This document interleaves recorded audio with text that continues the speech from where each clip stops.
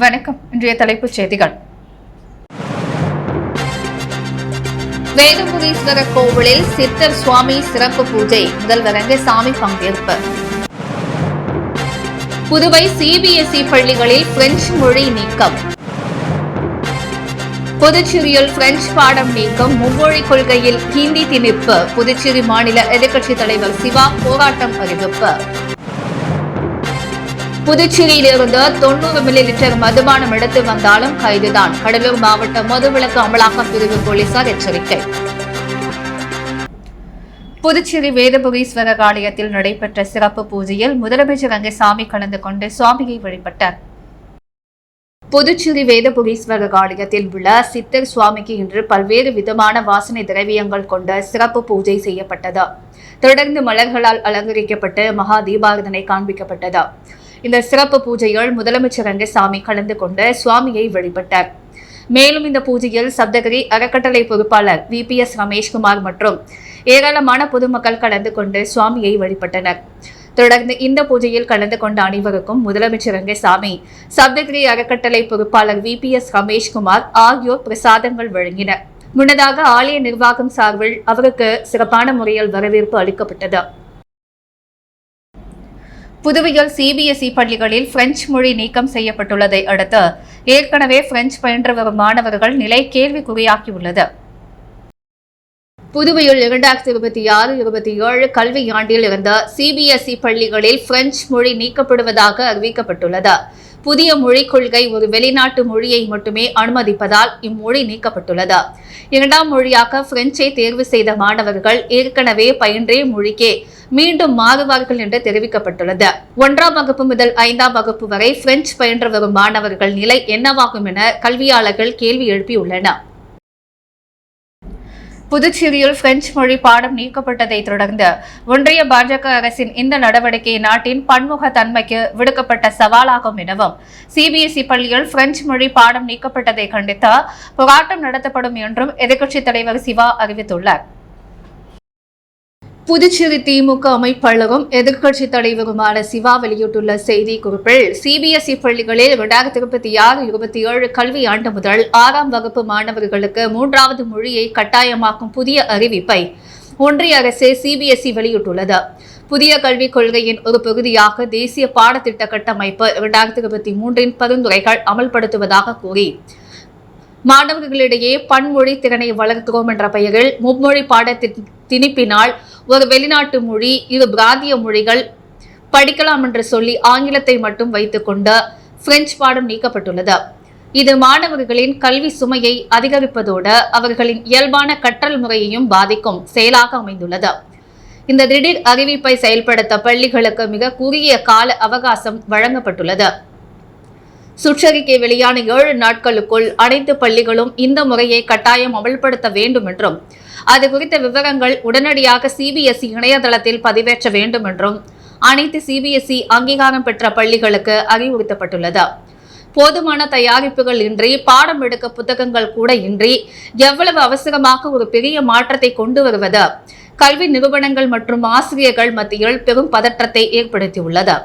6ஆம் வகுப்பில் மாணவர்கள் தேர்வு செய்யும் இந்த 3வது மொழிதான் பிற்காலத்தில் அவர்களின் 9 மற்றும் 10ஆம் வகுப்புகளுக்கான விருப்ப தேர்வாக அமையும் என்று சிபிஎஸ்இ வாரியம் நிபந்தனை விதித்துள்ளது. மேலும் முறையான பாட புத்தகங்கள் அரசு சார்பில் இன்னும் தயாராகாத நிலையில் உள்ளூரில் கிடைக்கும் புத்தகங்களை கொண்டே வகுப்புகளை தொடங்க உத்தரவிடப்பட்டுள்ளது. இத்தகைய ஒரு கட்டாய நடைமுறையை சிபிஎஸ்இ இயக்குநர் டாக்டர் பிரக்யா M. சிங் வலியுறுத்தியிருப்பது மிகுந்த கண்டனத்துக்குரியது. இந்த அறிவிப்பு புதுச்சேரி மண்ணின் தனித்துவமான பிரெஞ்சு கலாச்சார அடையாளத்தையும் அதன் நீண்டகால மொழி வரலாற்றையும் சிதைக்கும் வஞ்சக செயலாகும். பிரெஞ்சு மொழியை தங்கள் வாழ்வியலின் ஒரு பகுதியாக கொண்டுள்ள புதுச்சேரி பூர்வகுடி மக்களின் உரிமையை இது நேரடியாக பறிக்கிறது.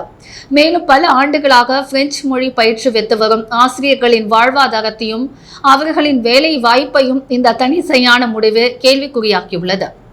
ஒன்றிய பாஜக அரசின் இந்த நடவடிக்கை நாட்டின் பன்முகத்தன்மைக்கு விடுக்கப்பட்ட சவாலாகும். குறிப்பாக புதுச்சேரி மாநிலத்தின் மலையாளம் பேசும் மாஹே மற்றும் தெலுங்கு பேசும் ஏனா பகுதி மாணவர்கள் மீது அவர்களின் விருப்பத்திற்கு மாறாக இந்தி அல்லது சமஸ்கிருதத்தை கட்டாயமாக திணிப்பது மொழி சிறுபான்மையினரின் உரிமைகளை நசுக்கும் செயலாகும்.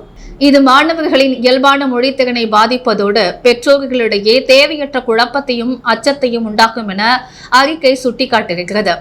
பேரறிஞர் அண்ணா வகுத்த இருமொழிக் கொள்கையே தமிழ் மற்றும் ஆங்கிலம் மாணவர்களின் எதிர்காலத்திற்கும் மாநில உரிமைகளுக்கும் உண்மையான பாதுகாப்பு என்பதை திராவிட முன்னேற்றக் கழகம் தொடர்ந்து வலியுறுத்தி வருகிறது.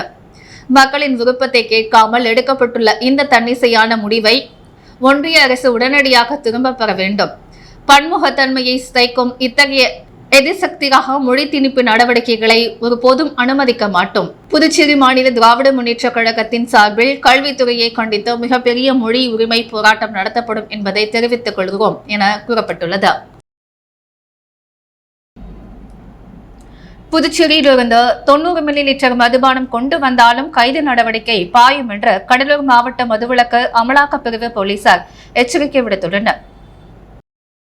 கடலூர் மாவட்டம் காட்டு மயிலாதுறை சேர்ந்த வல்லரசு என்பவர் புதுச்சேரி தமிழக எல்லையில் உள்ள சோதனை சாவடியில் போலீசாரால் மறிக்கப்பட்டார். அவரது வாகனத்தை சோதனையிட்ட பொழுது புதுச்சேரியிலிருந்து கொண்டு வரப்பட்ட 1 லிட்டர் 680 மில்லி அளவுள்ள 3 பாட்டில்கள் மதுபானம் இருந்தது கண்டறியப்பட்டது. இதனை சட்டவிரோத கடத்தல் என கூறி போலீசார் அவர் மீது வழக்கு பதிவு செய்தனர். இந்த வழக்கு கடலூர் விரைவு நீதிமன்றத்தில் நிலுவையில் இருந்தது.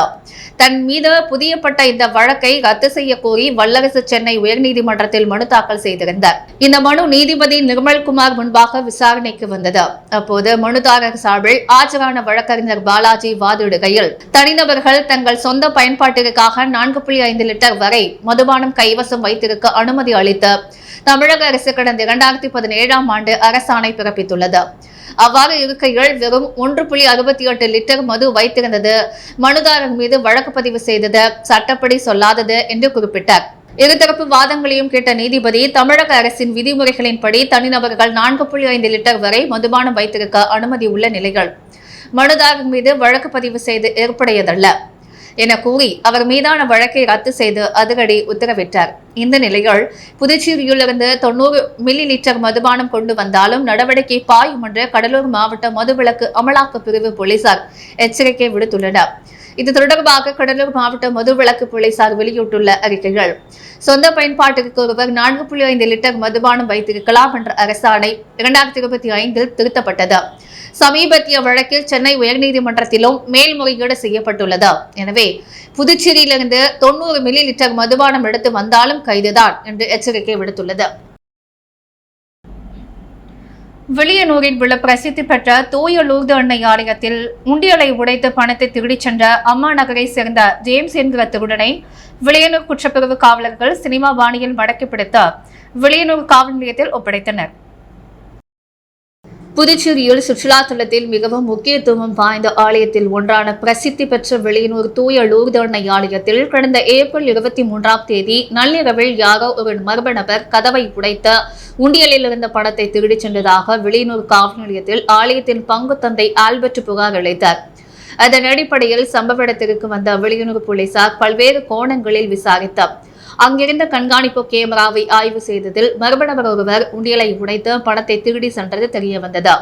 பின்னர் சட்ட ஒழுங்கு மேற்கு காவல் கண்காணிப்பாளர் சுப்பிரமணியன் உத்தரவின் பெயர்கள் பயிற்சி IPS அதிகாரி கதிரவன் தலைமையில் வட்ட ஆய்வாளர் கலைசெல்வன், உதவி ஆய்வாளர் திருமுருகன் தலைமையிலான காவல் நிலை குற்றப்பிரிவு காவலர்கள் மற்றும் காவல் கண்காணிப்பாளர் குற்றப்பிரிவு காவலர்கள் கண்காணிப்பு கேமராவில் பதிவாகியிருந்தார். படத்தை வைத்த தீவிர விசாரணை மேற்கொண்டதில் வில்லியனூர் அம்மா நகர் பகுதியை சேர்ந்த பிரான்சிஸ் சேவியர் மகன் ஜேம்ஸ் வயது 21 என்பது தெரியவந்தது.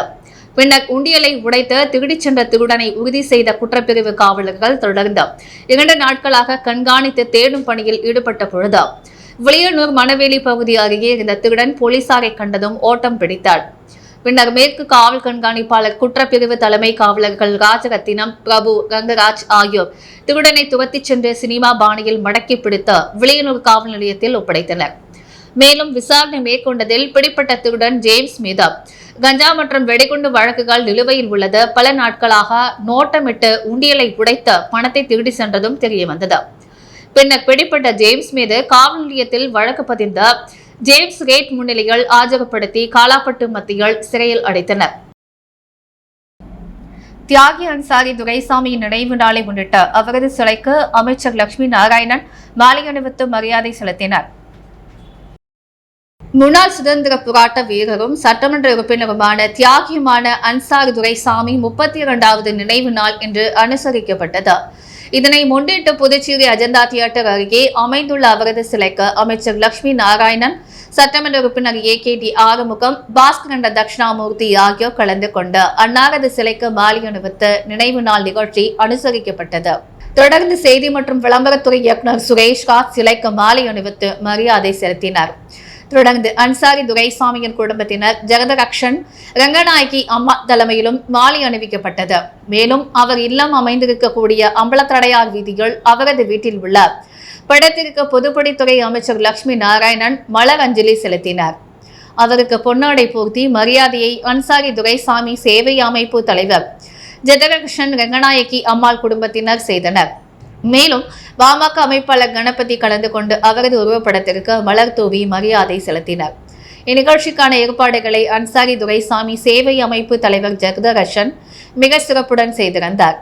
இந்நிகழ்ச்சியில் முன்னாள் கவுன்சிலர் கந்தன் என்ற மெய்யழகன், ஏராளமான அன்சாரி துரைசாமி மெய் அன்பர்கள் கலந்து கொண்டு அவருடைய நினைவு நாளை போற்றி நினைவு கூர்ந்தனர். தொடர்ந்து பொதுமக்களுக்கு அன்னதானம் வழங்கப்பட்டது. பாராளுமன்ற மதிப்பீடு குழு உறுப்பினரும் புதுச்சேரி மக்களவை உறுப்பினருமான வைத்திலிங்கம் என்ற பஹல்காமில் நடைபெற்ற குழு கூட்டத்தில் பங்கேற்றார். இந்திய ரயில்வேயில் புதிய ரயில்வே திட்டங்கள் மற்றும் பயணிகள் பாதுகாப்பு நடவடிக்கைகள் என்ற தலைப்பில் நடைபெற்ற இந்த ஆய்வுக் கூட்டத்தில் ரயில்வே அமைச்சகம், வடக்கு ரயில்வே, IRCTC மற்றும் ஜம்மு காஷ்மீர் நிர்வாகத்தின் பிரதிநிதிகள் கலந்து கொண்டனர். கூட்டத்தில் புதிய ரயில் பாதைகள், பயணிகள் பாதுகாப்பை உறுதி செய்ய எடுக்கப்பட்டுள்ள நவீன தொழில்நுட்ப நடவடிக்கைகள் மற்றும் பயணிகள் வசதிகளை மேம்படுத்துவது குறித்து விரிவாக ஆலோசிக்கப்பட்டது. விபத்தில் மூளைச்சாவடைந்தவரின் சிறுநீரகங்கள், விழி வெண்படலங்கள் தானம் செய்யப்பட்டதை தொடர்ந்து அவரது உடலுக்கு மாவட்ட ஆட்சியர், சுகாதாரத்துறை செயலர் ஆகியோர் அஞ்சலி செலுத்தினர். புதுச்சேரி சேலியமேடு DN பாளையம் சாலை எண் 30 வசித்து வந்த கிருஷ்ணனின் மகன் வரதன் சாலை விபத்திற்கு உள்ளானார். அதைத் தொடர்ந்து புதுச்சேரி இந்திரா காந்தி அரசு பொது மருத்துவமனையில் அனுமதிக்கப்பட்டார். மருத்துவர்கள் தீவிர சிகிச்சை அளித்த போதிலும் அவர் மூளைசாவு அடைந்ததாக அறிவிக்கப்பட்டார். அவரது குடும்ப உறுப்பினர்கள் மற்றும் உறவினர்களின் ஒப்புதலுடன் புதுச்சேரி இந்திரா காந்தி அரசு பொது மருத்துவமனை மற்றும் முதுகலை நிறுவனத்தில் அறுவை சிகிச்சை மூலம் அவரது உறுப்புகளான 2 சிறுநீரகங்கள் மற்றும் 2 விழி வெண்படலங்கள் எடுக்கப்பட்டனர். 2 சிறுநீரகங்கள் புதுச்சேரி ஜிப்மர் மருத்துவமனைக்கு ஒதுக்கப்பட்டனர். 2 விழி வெண்படலங்கள் புதுச்சேரி இந்திரா காந்தி அரசு பொது மருத்துவமனை மற்றும் முதுகலை நிறுவனத்திற்கு தானமாக வழங்கப்பட்டனர். இறந்தவரின் பிரேத பரிசோதனையும் புதுச்சேரி இந்திரா காந்தி அரசு பொது மருத்துவமனை மற்றும் முதுகலை நிறுவனத்தில் நடத்தப்பட்டது. இந்திரா காந்தி அரசு பொது மருத்துவமனையின் வரலாற்றில் மூளைசாவு அடைந்த ஒருவரிடமிருந்து உறுப்புகள் பெறப்பட்ட 2வது நிகழ்வு இதுவாகும். புதுச்சேரி அரசின் உத்தரவுகளின்படி மாவட்ட ஆட்சியர் குலோத்துங்கன், அரசின் சுகாதாரத்துறை செயலாளர் முகமது யாசின், சுகாதாரம் மற்றும் நல்வாழ்வு சேவைகள் இயக்குனர் டாக்டர் செவ்வேல், மருத்துவ கண்காணிப்பாளர் டாக்டர் ரமேஷ், உறைவிட மருத்துவர் அதிகாரி டாக்டர் ஆதிமநாதன், மக்கள் தொடர்பு அதிகாரி டாக்டர் ஹர்தி சர்வர், குறைதீர்ப்பு அதிகாரி டாக்டர் சிறுநீரகத்துறை தலைவர் டாக்டர் மதன் மற்றும் உறுப்பு மற்றும் மாற்று குழுவினர் ஆகியோர் இறுதி அஞ்சலியை செலுத்தினர். ஆதிதிராவிடர் உள்ளிட்ட மாணவர்களுக்கு வழங்கப்பட வேண்டிய கல்வி உதவித்தொகைகள் முறையாக சென்றடைவதில் குறைபாடுகள் உள்ளது. இதுகுறித்து கல்வித்துறை அதிகாரிகள் தெளிவான விளக்கம் அளிக்க வேண்டும் என்றும் அதிமுக செயலாளர் அன்பழகன் வலியுறுத்தியுள்ளார். புதுச்சேரி உப்பளத்தில் உள்ள அதிமுக தலைமை அலுவலகத்தில் செய்தியாளர்களை சந்தித்த மாநில செயலாளர் அன்பழகன், மத்திய அரசின் கல்வி தொடர்பான திடீர் அறிவிப்புகள் மாணவர்கள் மத்தியில் குழப்பத்தை ஏற்படுத்தி வருவதாக அதிமுக மாநில செயலாளர் அன்பழகன் தெரிவித்தார். புதுச்சேரியில் உள்ள கட்சி தலைமை அலுவலகத்தில் செய்தியாளர்களிடம் பேசிய அவர், மும்மொழி கொள்கையையும் கட்டாயமாக அமல்படுத்தும் முயற்சி மாணவர்களுக்கு கூடுதல் சுமையை ஏற்படுத்தும் என கூறினார். அரசு பள்ளிகள் மட்டுமின்றி தனியார் பள்ளிகளிலும் இது அமல்படுத்த வேண்டிய சூழ்நிலை உருவாகும் என்பதால் இதை மறுபரிசீலனை செய்ய வேண்டும் என வலியுறுத்தினார். புதுச்சேரியில் தனி கல்வி வாரியம் இல்லாததால் தமிழகத்தின் கல்வி நடைமுறைகள் பின்பற்றப்பட்டு வருவதாகவும், முன்னாள் முதல்வர் ஜெயலலிதா கொண்டு வந்த இருமொழி கொள்கையே மாணவர்களுக்கு சிறந்ததாக இருந்து வருவதாகவும் அவர் குறிப்பிட்டார். மேலும் தனியார் பள்ளிகள் மீது போதிய கண்காணிப்பு இல்லை என்ற குற்றச்சாட்டையும் முன்வைத்தார். அரசு விடுமுறை அறிவித்த பின்னரும் சிறப்பு வகுப்புகள் நடத்தப்படுவது மாணவர்களுக்கு அழுத்தத்தை ஏற்படுத்துகிறது என கூறினார். ஆதி திராவிடர் உள்ளிட்ட மாணவர்களுக்கு வழங்கப்பட வேண்டிய கல்வி உதவித் தொகைகள் முறையாக சென்றடைவதில் குறைபாடுகள் உள்ளதாகவும் இது குறித்து கல்வித்துறை அதிகாரிகள் தெளிவான விளக்கம் அளிக்க வேண்டும் என்றும் அவர் தெரிவித்தார். மாணவர்களின் நலனை கருத்தில் கொண்டு கல்வித்துறையில் முழுமையான சீர்திருத்தம் மேற்கொள்ள வேண்டும் என்றும் மும்மொழி கொள்கைக்கு பதிலாக இருமொழி கொள்கையை மட்டுமே அமல்படுத்த அரசு தெளிவான அறிவிப்பு வெளியிட வேண்டும் என்றும் அன்பழகன் வலியுறுத்தினார். புதுச்சேரி லட்சிய ஜனநாயக கட்சி தலைவர் ஜோஸ் சார்லஸ் மார்டின் பிறந்தநாளை முன்னிட்டு 200 பேருக்கு அன்னதானம் வழங்கப்பட்டது. புதுச்சேரி லட்சிய ஜனநாயக கட்சியின் தலைவர் ஜோஸ் சார்லஸ் மார்டின் பிறந்தநாளை முன்னிட்டு சமூக நலன் சார்ந்த பல்வேறு உதவி கட்சிகள் நிர்வாகிகள் மற்றும் தொண்டர்கள் சார்பாக முன்னெடுக்கப்பட்டனர். இதன் ஒரு பகுதியாக சமூக சேவை அன்னை தெரேசா இளைஞர்கள் அறக்கட்டளை சார்பில் ராஜீவ்காந்தி அரசு மருத்துவமனை அருகில் ஏழை எளிய மக்கள் மற்றும் நோயாளிகள் பயன்பெறும் வகையில் சுமார் 200 பேருக்கு அன்னதானம் வழங்கும் நிகழ்ச்சி சிறப்பாக நடைபெற்றது. இந்த நிகழ்விற்கு லட்சிய ஜனநாயக கட்சியின் இளைஞர் அணி துணைத் தலைவர் சர்மா மற்றும் தொண்டர் அணி துணைத் தலைவர் வேல்முருகன் ஆகியோர் தலைமை தாங்கி பொதுமக்களுக்கு உணவை வழங்கினர். தங்கள் கட்சியின் தலைவரின் பிறந்தநாளை மக்களுக்கு உதவும் வகையில் அன்னதானம் வழங்கி கொண்டாடிய கட்சி நிர்வாகிகளின் இந்த முயற்சிக்கு அப்பகுதி மக்கள் பாராட்டு தெரிவித்தனர். நெல்லித்தோப்பு தொகுதி பாஜக தலைவர் சிவராஜ் பிறந்தநாளை முன்னிட்டு ஜெயங்கொண்ட மாரியம்மன் ஆலயத்தில் சிறப்பு பூஜை செய்யப்பட்டு பொதுமக்களுக்கு அன்னதானம் வழங்கப்பட்டது. புதுச்சேரி நெல்லித்தோப்பு தொகுதி பாஜக தலைவர் சிவராஜ் பிறந்தநாள் விழா ஒவ்வொரு ஆண்டும் பல்வேறு நலத்திட்ட உதவிகள் வழங்கி விமர்சையாக கொண்டாடப்படுவது வழக்கம். அந்த வகையில் இன்று அவரது பிறந்தநாளை முன்னிட்டு லெனின் வீதியில் உள்ள ஜெயங்கொண்ட மாரியம்மன் ஆலயத்தில் சிறப்பு பூஜைகள் செய்யப்பட்டது. தொடர்ந்து 500க்கும் மேற்பட்ட பொதுமக்களுக்கு அன்னதானம் வழங்கப்பட்டது. இந்த நிகழ்ச்சியில் பொதுச் செயலாளர் பெரியசாமி மற்றும் சேரன்நாதன், முருகேசன், ஓய்வு பெற்ற காவலர் இளங்கோவன், இளைஞர் அணி மணிகண்டன், தலைவர் பெரியசாமி, சக்தி நகர் மகளிர் அணி இணை சேர்ந்த ரோஜா உள்ளிட்ட பலர் கலந்து கொண்டு சிவராஜுக்கு பொன்னாடை போற்றி வாழ்த்துக்களை தெரிவித்தனர். புதுச்சேரியில் இன்று தங்கம் மற்றும் வெள்ளி விலை நிலவரம். முத்து கோல்ட் ஹவுஸ் வழங்கும் இன்றைய தங்கம் மற்றும் வெள்ளி விலை நிலவரம். தங்கம் 1 கிராம் 14,155 ரூபாய். வெள்ளி 1 கிராம் 267 ரூபாய். மீண்டும் இன்றைய முக்கிய செய்திகள். வேதபுரீஸ்வரர் கோவிலில் சித்தர் சுவாமி சிறப்பு பூஜை, முதல்வர் ரங்கசாமி பங்கேற்பு. புதுவை சிபிஎஸ்இ பள்ளிகளில் பிரெஞ்சு மொழி நீக்கம். புதுச்சேரியில் பிரெஞ்சு பாடம் நீக்கம், மும்மொழி கொள்கையில் ஹிந்தி திணிப்பு. புதுச்சேரி மாநில எதிர்க்கட்சித் தலைவர் சிவா போராட்டம் அறிவிப்பு. புதுச்சேரியிலிருந்து 90 மில்லிலிட்டர் மதுபானம் எடுத்து வந்தாலும் கைதுதான். கடலூர் மாவட்ட மதுவிலக்கு அமலாக்க பிரிவு போலீசார் எச்சரிக்கை. பாராளுமன்ற மதிப்பீடு குழு கூட்டத்தில் புதுச்சேரி எம்பி வைத்திலிங்கம் பங்கேற்பு. விபத்தில் மூளை சாவு அடைந்தவரின் உறுப்பு தானம், இறந்தவரின் உடலுக்கு கலெக்டர் அஞ்சலி. இத்துடன் எஸ் மீடியா செய்திகள் நிறைவடைகிறது. வணக்கம்.